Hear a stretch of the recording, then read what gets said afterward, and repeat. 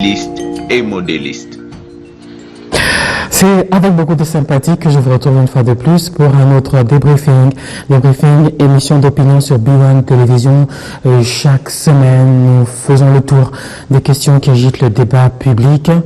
Au menu, aujourd'hui, les préparatifs des élections, la mise en place du dialogue, et Jean-Pierre Bemba, dont le verdict à CPI est attendu le 21 mars prochain, et ces camions chargés de minerais bruts saisis à Kasumbalesa, certains y voient une manière de régler ses comptes aux propriétaires des véhicules qui n'est autre que Moïse Katumbi.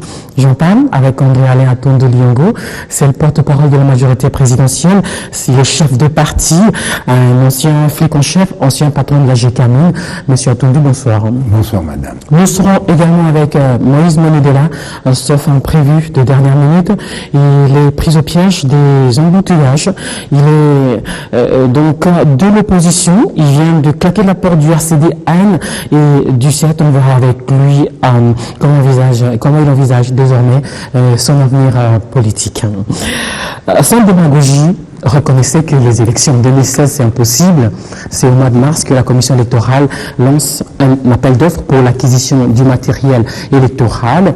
Le délai pour les opérations de nettoyage du fichier, c'est 13 mois minimum. Ça veut dire qu'on sera déjà en 2017. Dire la vérité à l'opinion fait-il peur à la majorité?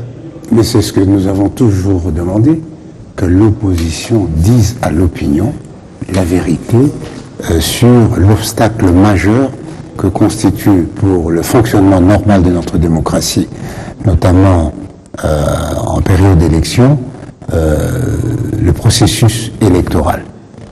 Le processus électoral est aujourd'hui un vase creux, parce que là-dedans, il y a les matériels électoraux qui ne sont pas là, les données qui ne sont pas là, l'argent qui n'est pas là, le rapport de faisabilité qui n'est pas là. Et donc aujourd'hui, la CENI a fait une déclaration qui est de nature à remettre les choses en place, à savoir que si nous avons tout, bien ça nous prend 13 à 17 mois. Ça, c'est l'avis de la CENI, parce qu'il y a des experts qui pensent autrement, mais je préfère m'en tenir à l'avis de la CENI, parce que c'est l'organe compétent constitutionnellement et technique pour organiser les élections. Les élections impossibles en 2016, c'était connu depuis très longtemps. Personne n'a jamais eu le courage de dire la vérité à l'opinion, justement, c'est ça ma question. Non, nous avons toujours eu... Voilà. La tenue des élections, c'est deux choses. C'est d'abord une obligation constitutionnelle. Et cela, jusqu'aujourd'hui, les élections sont censées se tenir en novembre. Mais c'est aussi une opération technique qui, si on n'en tient pas compte, rend creuse toute décision politique que nous pourrions prendre. C'est ainsi que je dis, la décision de la CENI de révéler enfin la durée et par conséquent l'élongation, n'est-ce pas, en fonction de ces 13 ou 17 mois, vient un peu laver le soupçon inutile qui pesait sur la majorité et qu'une certaine opposition aspergeait à cœur joie. Parlons des élections, l'argent c'est le nerf de la guerre. Pendant longtemps, la majorité a dit qu'il n'y avait pas d'argent pour ces élections.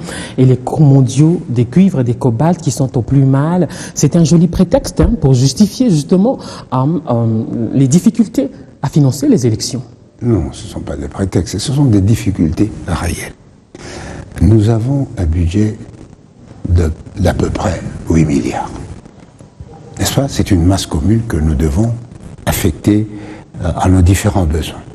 Et dès 2011, après son investiture, le président a rappelé la nécessité de mettre de côté 200 millions, je crois, pour qu'en 2016, nous ne soyons pas surpris.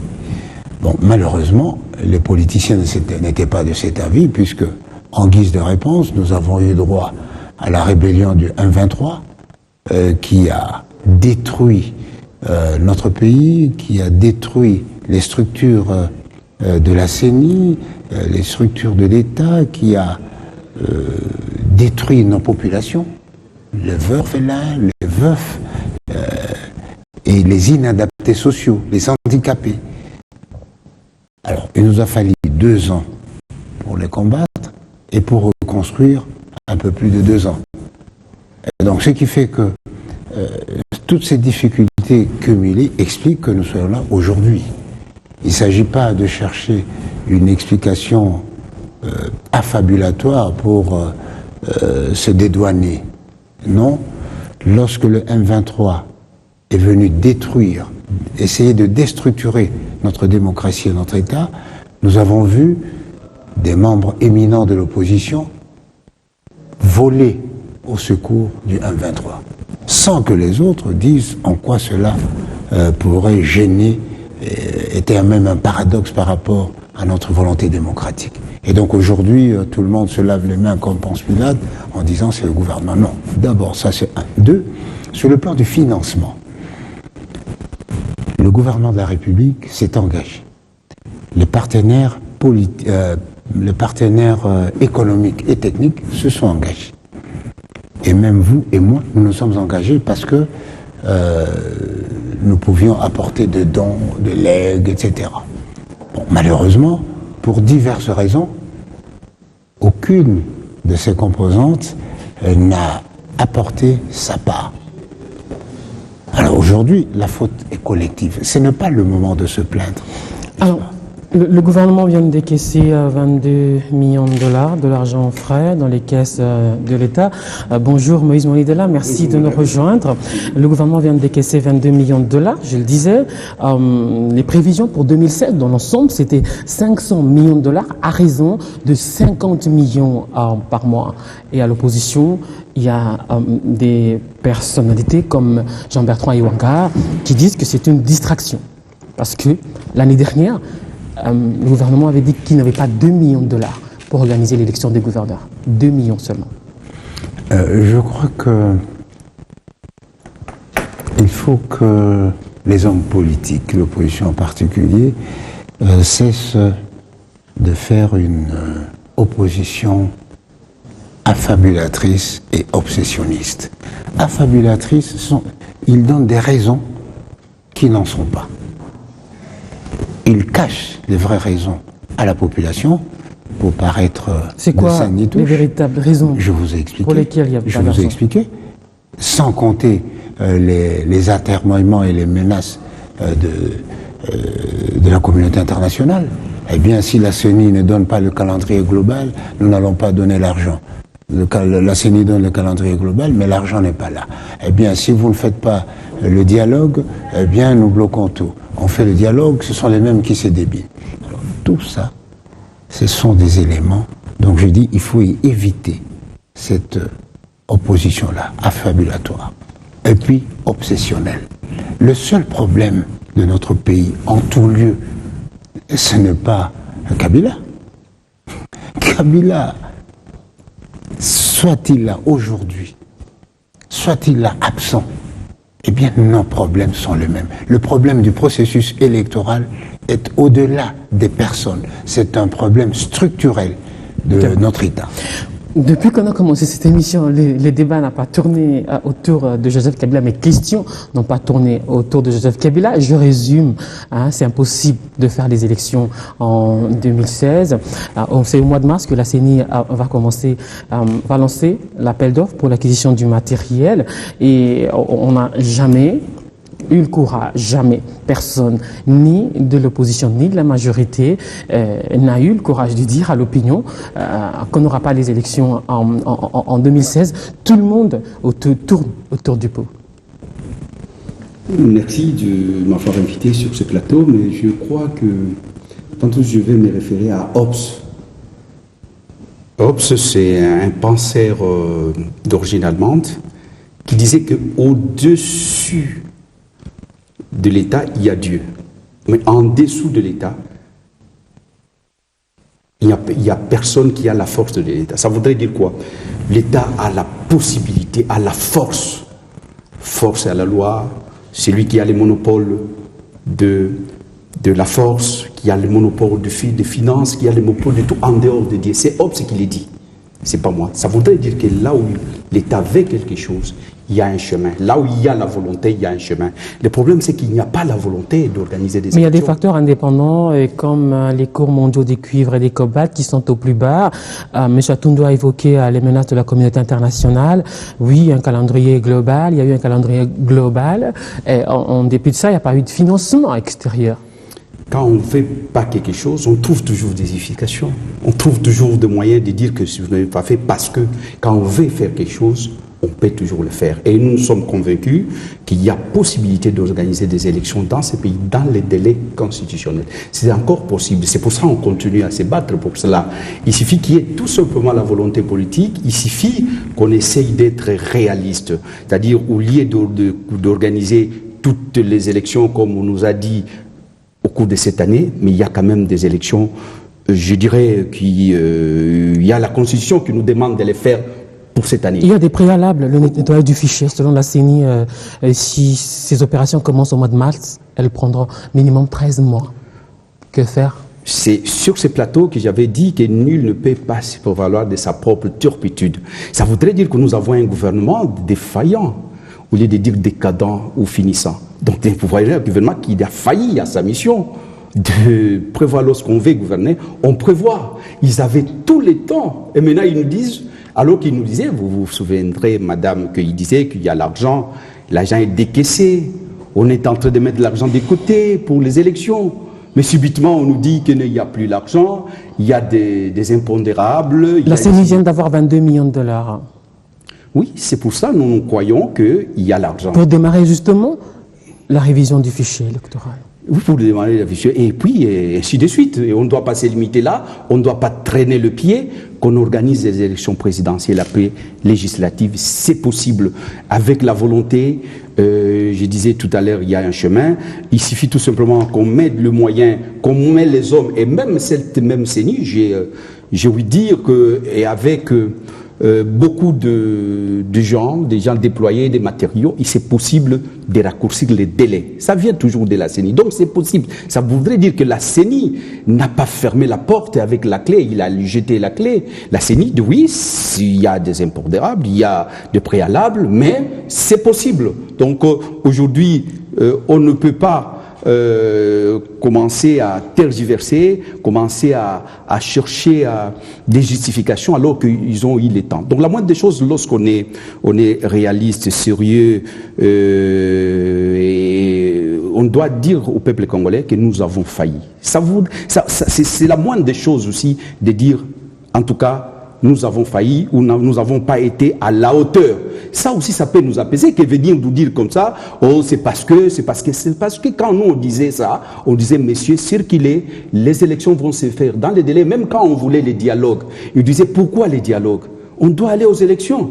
Nous voulez vous battre à plat de couture, alors que nous, on disait le contraire. On dit, non, il y aura des élections, messieurs. Et c'est les élections, le moyen par excellence, qui va nous départager. Donc, il n'y a pas de dialogue, on n'a pas de dialogue, on va aller aux élections. Et maintenant, subitement, ils nous disent non, il faut les dialogues.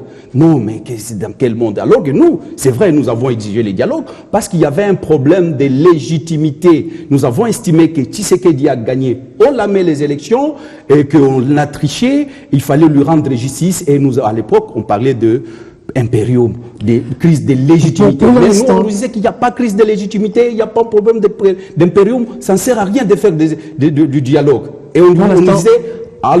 Là n'est pas le propos pour l'instant. C'est quoi les propos alors? 13 mois minimum pour la révision du fichier électoral. Monsieur Monidela, selon lui, la CENI peut revoir ce délai à la baisse pour connaître la présidentielle dans le délai. Au-delà de cette déclaration de bonnes intentions fort louable, je voudrais qu'il puisse nous étaler les actes à poser pour réduire le délai. Parce que la CENI a étalé les actes. Je prends seulement un acte simple, premier d'ailleurs. C'est l'appel d'offres. Standard international, il faut 4 mois. Il faut fabriquer le matériel, il faut l'acheminer, il faut le distribuer, il faut former le personnel. Ah ben, au dire d'une certaine opposition, tout cela se ferait en une semaine. Non. Il y a des procédures d'urgence. Il y a des procédures d'urgence tout de même, non? Ça existe. Mais des qui peut connaître ces procédures et en dire la pertinence? Qui peut plus que la CENI? Mais moi, je pensais que lorsque la CENI s'est prononcée sur le plan technique, et que nous, les hommes politiques, nous allions nous dire, tiens, nous nous réunissons, nous allons au dialogue pour lever une option politique par rapport à ces contraintes techniques. Mais tout le reste, vouloir laver les mains à la Ponce Pilate, se présenter comme syndic touche, etc. Vous savez, les explications ne valent rien, puisque nous sommes tous globalement responsables. Que va-t-il arriver maintenant que nombre des oppositions comme sur l'opposition, les élections législatives et la présidentielle au 16 novembre 2016, où ce qui va arriver va arriver? Comment ce qui va arriver va arriver? Nous sommes dans un état de droit où tous les cas de figure sont prévus par la Constitution, notamment le cas où un acte de gestion ou de l'administration de l'État n'est pas effectué à temps, eh bien, c'est celui qui est en position ou en fonction à ce moment-là qui continue. Il n'y aura pas de vide dans la gestion du pays. Qu'on ne se vole pas la face, il n'y aura pas d'élection en 2016 et c'est le président de la République qui reste en place jusqu'à la tenue des élections, c'est ça? Je préfère m'en tenir aux faits techniques et de droit. Le fait technique, c'est la CENI qui nous le dit. La CENI, je vous le rappelle, c'est l'organe compétent, techniquement et constitutionnellement, pour organiser les élections. Lorsqu'elle dit que je ne peux pas, il m'en faut 13 mois, je crois que cela s'impose à tous. La Constitution prévoit que si, en tout état de cause, un élu n'est pas remplacé par un autre, cet élu doit continuer à assurer sa présence dans ses fonctions jusqu'à ce qu'il soit remplacé dûment. Moïse Monidela, c'est sans état d'âme, ni de personne, ni de circonstances. Qu'on ne se vole pas la face, il n'y aura pas des élections en 2016. C'est ce cas de figure. Les élus restent en place jusqu'à leur remplacement. Madame, c'est simple. C'est simple. Il suffit tout simplement que le président de la République libère la CENI. Comment il peut libérer la CENI? En disant tout simplement que je ne vais pas me présenter en 2016, je ne serai pas candidat président de la République. Parce que le problème, tout s'est fait. Vous venez de dire que le Kabila il n'y aura pas d'élection en 2016. Il n'y aura pas d'élection en 2016. Vous m'interrompez, je n'aime pas cette façon de faire. Non, il n'y aura pas d'élection en 2016. Vous continuez à dire que Kabila n'est pas candidat. Quand lui, il parle, vous ne l'interrompez pas. Laisse-moi quand même... Je voudrais comprendre. Vous dites Kabila candidat en 2016. On sait tous qu'il n'y aura pas d'élection en 2016. Je suis en train de dire ceci. Ouais. Il suffit que le président Kabila puisse faire une déclaration solennelle qu'il ne va pas se présenter en 2016, il ne sera pas candidat, il va respecter la Constitution et il va débloquer l'affaire. Parce que lui dit que c'est Kabila n'est pas le problème, Kabila est le problème. Vous avez suivi Tshisekedi, il dit que Kabila ne peut pas être juge parti, c'est lui le problème. Et nous ne pensons pas très loin de penser que Kabila est le problème. Kabila prend le pays en otage. Et les gens ne peuvent pas s'exprimer tant que Kabila cherche à tout prix de se représenter, d'avoir un nouveau mandat. Et là, tout ce qu'on est en train de faire là, c'est des subterfuges. C'est qu'on vise la finalité. C'est là où moi je pose le problème de la finalité, de l'opportunité du dialogue. La finalité pour nos amis de la majorité factice et mécanique, pour eux, il faut que Kabila se représente en 2000. Je parle avec quelqu'un qui a écrit, l'ambassadeur a écrit même un livre, une brochure que j'ai à la maison. Il voulait, il a eu au moins le courage de le dire, qu'il voulait que Kabila se représente. Il y a beaucoup. C'est faux. Ah bon, voilà. J'ai écrit un livre sur la possibilité juridique de la révision de la Constitution. Même si on révise la Constitution, pourquoi? Mais la finalité, c'est quoi? Mais c'est pour que Kabila se représente. Non, mais moi, je voudrais bien que vous puissiez vous assumer, que vous puissiez avoir le courage de dire que si on change la Constitution, c'est pour que peut-être Kabila se représente. Pas du tout. D'accord. Alors, je continue en disant que tout ce qu'on cherche, c'est que Kabila se représente. Parce que les scénarios est connu.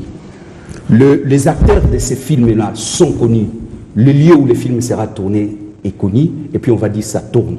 Le problème, dès que nous irons au dialogue, les dialogues, c'est un boulevard qui nous amène donc vers le glissement. Arrivé au glissement, il y aura une autoroute qui nous amène vers le référendum. Arrivé au référendum, il y a un TGV qui va nous amener vers le changement de la Constitution. Arrivé au changement de la Constitution, il y a un avion qui va prendre M. Kabila pour une dénonciation de présidence à vie ou sinon les mandats illimités. Voilà ce qu'on veut. C'est ça la finalité. Et dès qu'on nous dit que non, moi, Kabila, je ne ferai pas ça. Et je crois que tout, et la CENI que vous voyez là, que la CENI parle des comptes, vous verrez que la CENI sera libérée, et même d'autres hommes politiques, et on va trouver, on peut nous faire un calendrier consensuel, réaliste, qui tiendra compte des délais qui impartis, des délais qui nous restent. Avec ça, nous pouvons, je dis, que si la question c'était de savoir qu'on le veuille ou pas, il n'y aura pas l'élection. Pourquoi? Et ils vont décider ça.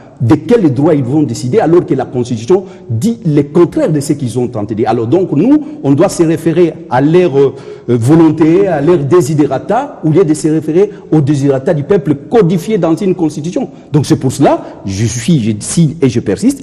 Donc on va organiser les élections en 2016 parce que c'est la Constitution, ce n'est pas la volonté de Moïse Monidela. C'est la volonté du peuple codifiée dans une constitution. Et on doit en tenir compte jusqu'aujourd'hui. Nous sommes persuadés qu'on peut organiser les élections à une seule condition, que Kabila, qui est problème, se déclare devant la nation, fait une déclaration solennelle qu'il ne va pas se présenter. Et vous verrez que tout ira au mieux. Parce que c'est lui qui bloque le pays. Monsieur Atondo, c'est Joseph Kabila, le grain de sable dans l'engrenage, selon lui.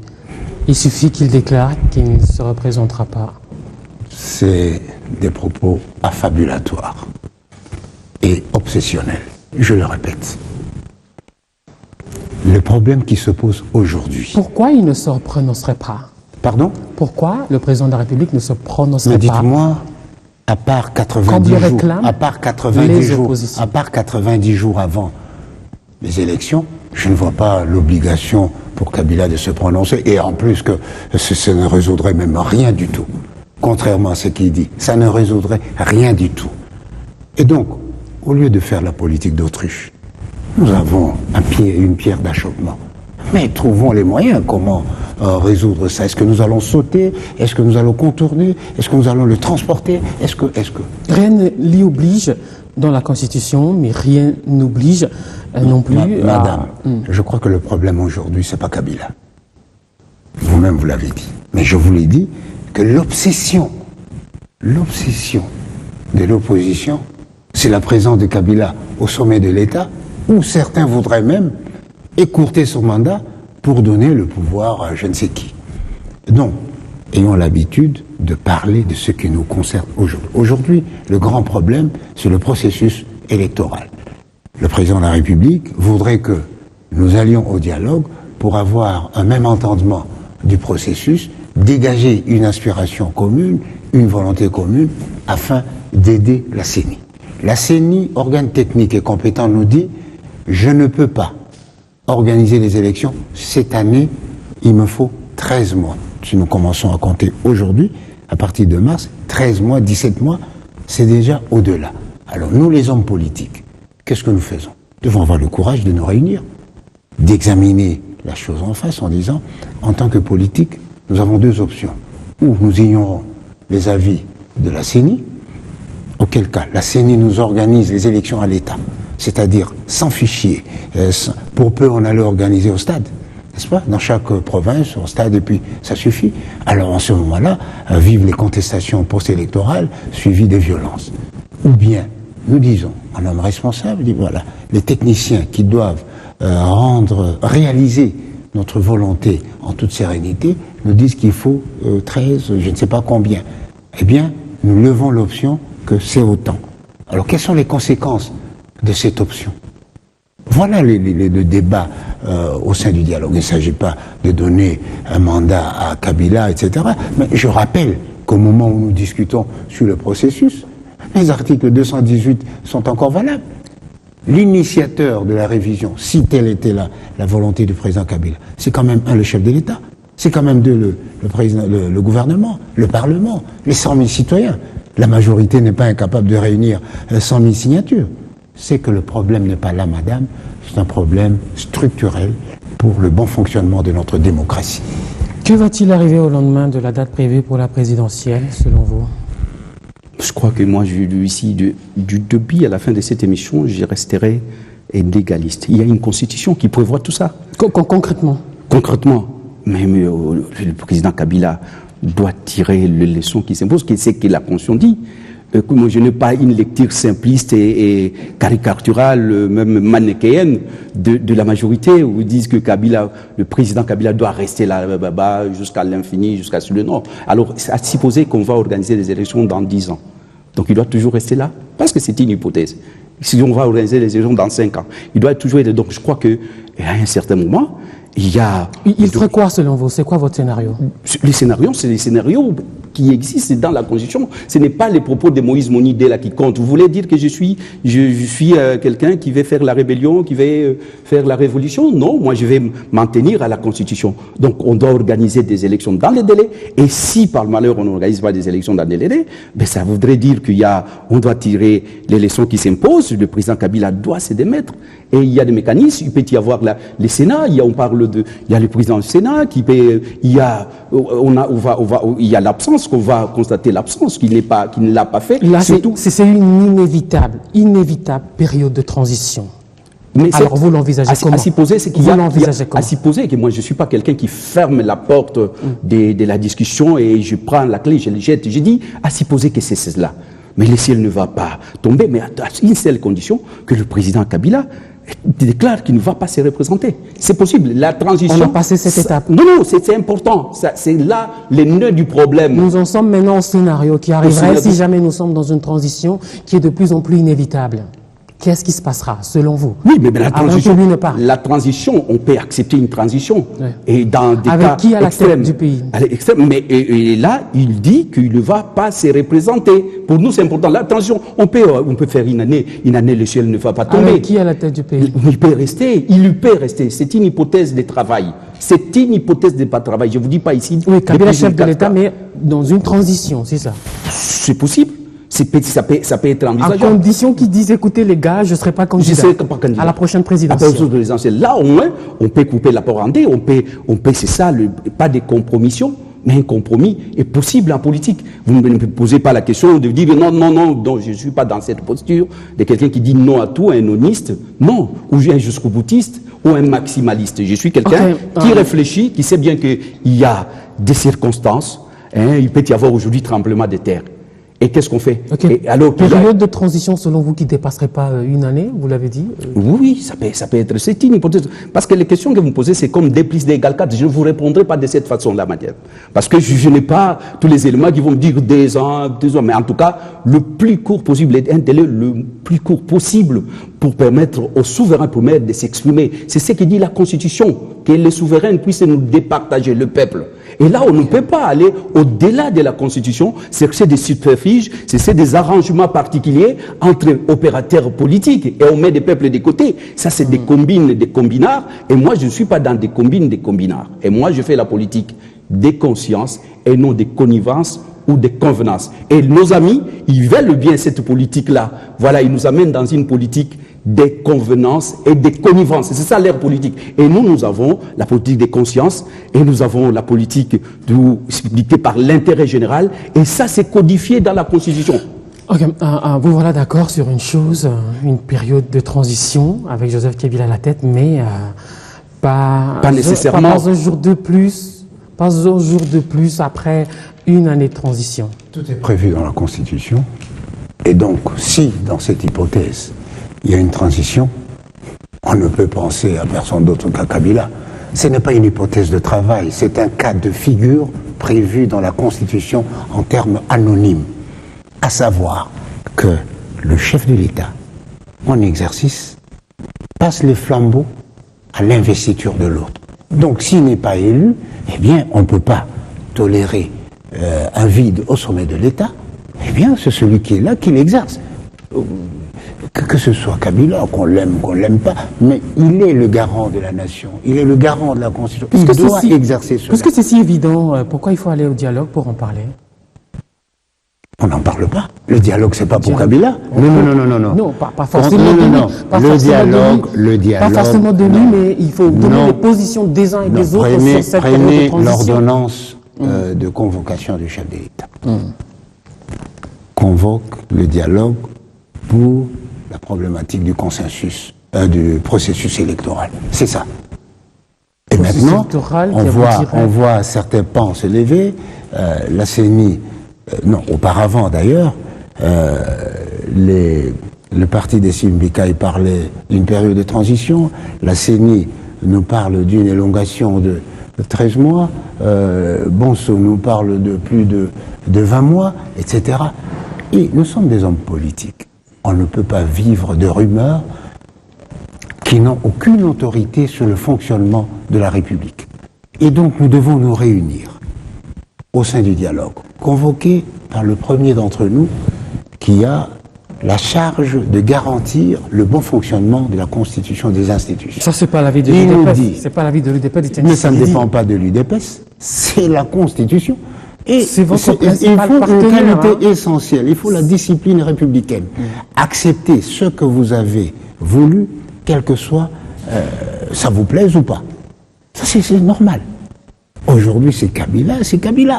Et puis, à propos de ce débat sur la légitimité, eh bien, le chansonnier le dit, ce qui est pris n'est plus à prendre. Ce qui est pris n'est plus à prendre. Alors ça ce sont des débats affabulatoires et qui laissent de côté les problèmes essentiels. La préoccupation majeure du peuple congolais aujourd'hui, c'est que si les élections ne s'organisent pas, comment on va vivre? Pour que les élections s'organisent, qu'est-ce qu'il faut faire? Voilà les préoccupations essentielles du peuple congolais aujourd'hui. Parlons de dialogue, vous avez claqué la porte RCDN et au 7. Que ferez-vous si l'UDPS d'Etienne Tshisekedi allait au dialogue? Oui, avant de parler, je crois que ça c'est un peu particulier. Bon, c'est vrai que le parti concourt au suffrage et nous sommes dans un système partidaire où les partis politiques ont leur place dans le jeu politique. Je en conviens, mais je voulais un peu réagir par rapport à ce que a dit l'ambassadeur lorsqu'il dit que le président garantit. Il a répété ça plusieurs fois. Oui, il a garanti, mais le président n'est garanti. C'est lui qui garantit, ne garantit rien, malheureusement aujourd'hui. Quand on voit la Constitution, comment la Constitution est énervée matin, midi et soir dans ce pays, parfois on se pose la question, est-ce qu'il y a un garant? Et les garants, il ne suffit pas de les déclarer que vous êtes en train de faire. De déclarer, comme disait De Gaulle, c'est pas en disant Europe, en sautant sur le gros capri que l'Europe doit se faire. Non, il suffit pas de faire des déclarations d'amour. Il suffit pas de faire des incantations. Ici, il faut c'est dans les actes qu'on juge les garants. Mais le garant est absent. Le garant, c'est lui qui lui laisse les gens dire que non, on doit dépasser la Constitution. La Constitution, ce n'est pas une Bible, ce n'est pas le Coran. Et les garants, où est-il? D'ailleurs, on se pose la question, il y a garant. Donc on aimerait bien que les garants puissent dire non, on va pas dépasser le délai constitutionnel. La Constitution a été sauvegardée. Les garants a parlé plus de 3 fois. La dernière fois, il n'a même pas fait allusion à la Constitution. Quel est ce garant-là? Un pasteur qui prêche et il ne parle pas de la Bible. Quel est cet imam-là qui prêche et il ne fait pas allusion au Coran? Mais ça nous inquiète. Et voilà, donc il n'y a pas de... Par rapport à ma situation, je crois que je l'ai dit ici et je répète, je fais la politique des consciences et non des connivences et des convenances. J'ai la politique qui est fondée sur les valeurs, sur les repères. Donc il y a des divergences majeures entre Moïse Monidela et Roger Lumbala, qui est un ami, qui est le président du parti, que nous avons cheminé longtemps ensemble. Il fut président fédéral de l'IDPS France. J'ai été aussi, je suis président sectionnaire de l'IDPS Paris. Voulez-vous ranger votre chapelet de musulman parce que ça parasite le son, hein? Non, ne vous en faites pas, je vais tout faire pour... Alors, à condition que vous le mainteniez en place. Merci. Parce que quand ça bouge, ça parasite le son. Merci. Alors donc, il y a des divergences avec l'ami, et à un moment, chacun de nous doit assumer ses choix. Il est pour le dialogue, pour des raisons que j'accepte, c'est un Congolais. Et c'est ça la démocratie. Et moi, je ne suis pas pour le dialogue. Mais ce qui est bien, c'est qu'on a eu un échange ferme, mais courtois. Et je n'ai pas quitté pour former Wengel, Paris Wengel, je ne sais pas, IRCDN, El Moïse Mounidela. Non, je tirais ma révérence, j'ai rendu les tabliers, non seulement dans 7, mais 7, je vais préciser une chose, j'ai resté tisséquédiste, madame. J'ai resté tisséquédiste de cœur. Que ferez-vous si l'UDPS prend part au dialogue, justement? Si l'UDPS part au dialogue, oui. Je l'ai dit. Je viens de répondre à votre question, je ne ferme pas la porte de dialogue avec la clé et je jette la clé. C'est-à-dire que ce dialogue est important dans une démocratie. Et je l'ai expliqué plusieurs fois ici, c'est comme l'air que nous respirons. Mais attention, l'air suffoqué, l'air pollué peut être néfaste pour la santé. Donc si les dialogues, c'est pour baliser, le dialogue vu par l'IDPS, Madéine IDPS, c'est pour baliser le chemin vers les élections libres, transparentes et démocratiques dans les délais constitutionnels, que je sois là-dedans ou pas. Le problème, c'est pas moi, ma modeste personne, c'est pas ce qui compte, c'est la finalité, c'est les résultats. Et là où je serai vivant ou mort, je vais applaudir. Si c'est dialogue qui balise le chemin pour aller aux élections dans les délais constitutionnels, je dis bravo. Mais au-delà, si c'est un autre dialogue, comme une autoroute, pour nous amener vers le référendum, et après c'est autre chose, là je ne suis pas d'accord. Vous avez une position incertaine sur le dialogue? Pas du tout. Qu'est-ce que vous dites, position incertaine, madame? Genre, ni chaud, ni froid.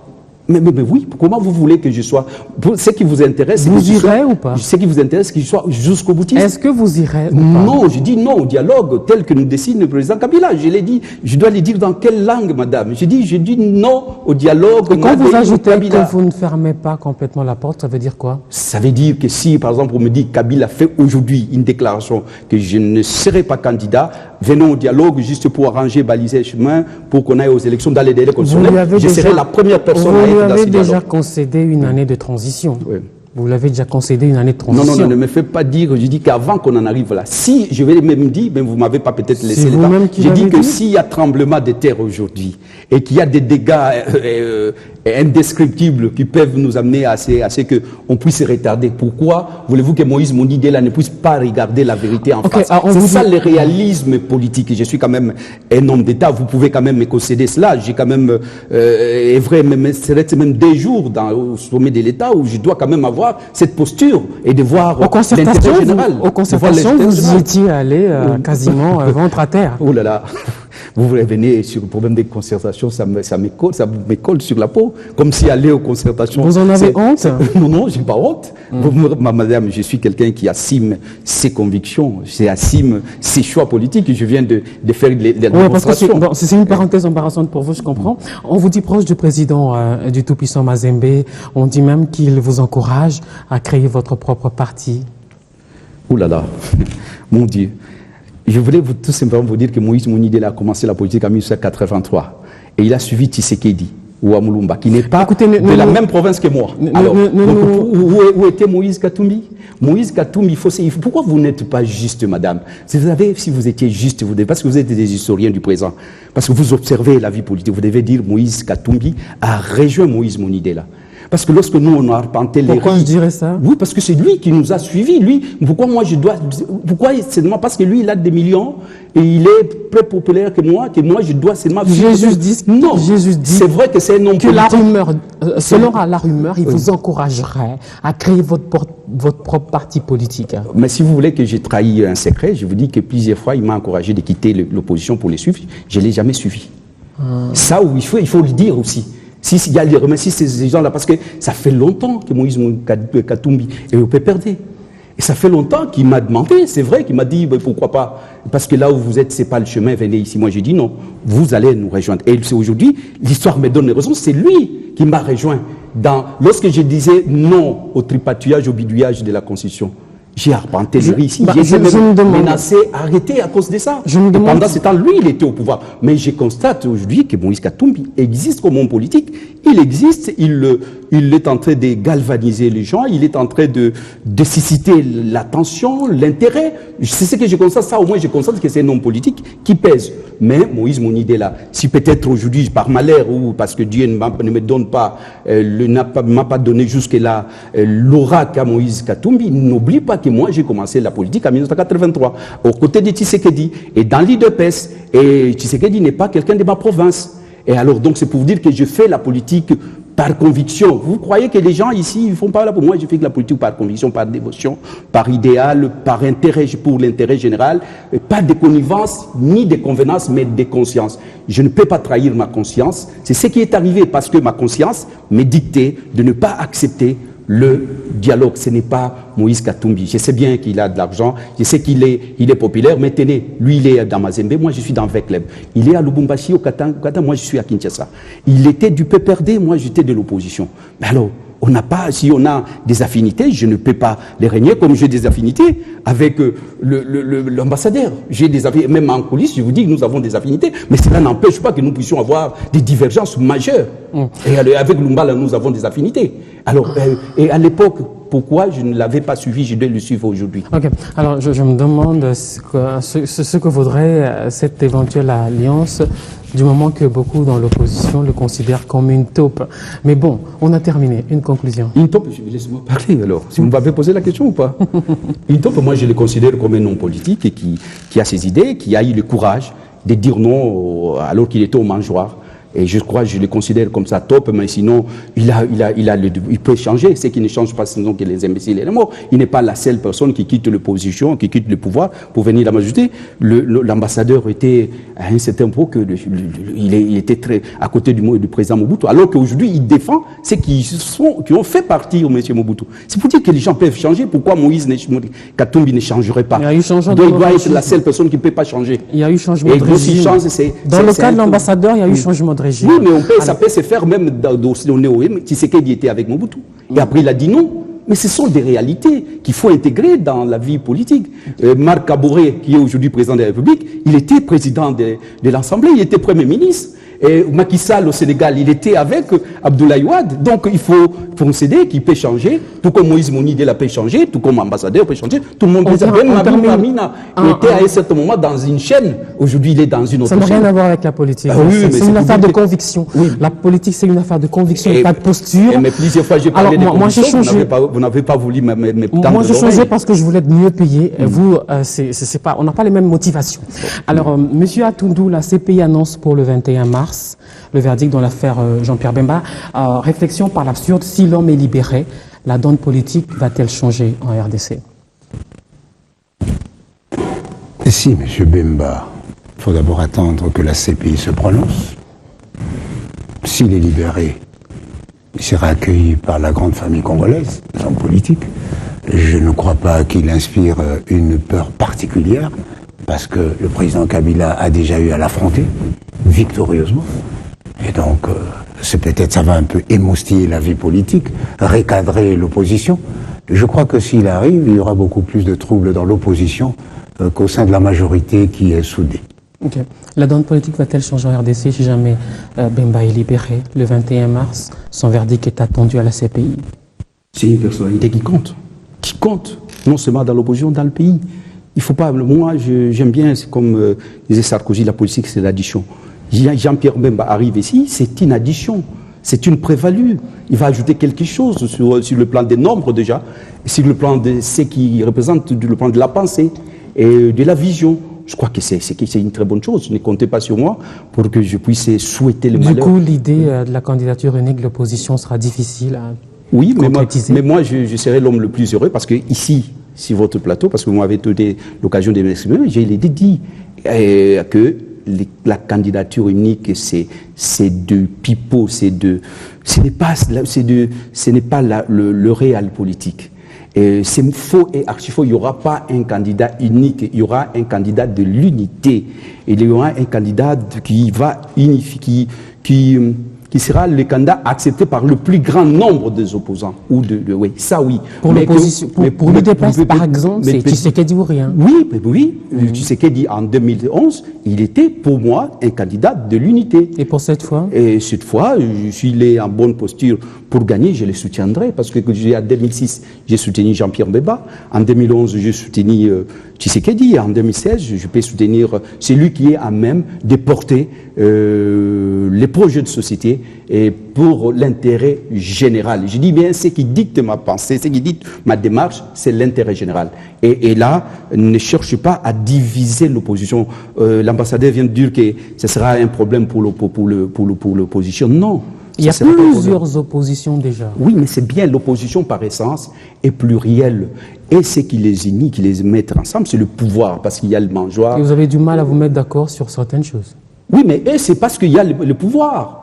Parce que c'est ça, c'est tout à fait normal. Kabila a la signature. Il y a le G7 qui les a quittés, là. Oui, mais chez nous, Moïse Katumbi, mais c'est notamment. tout à fait normal.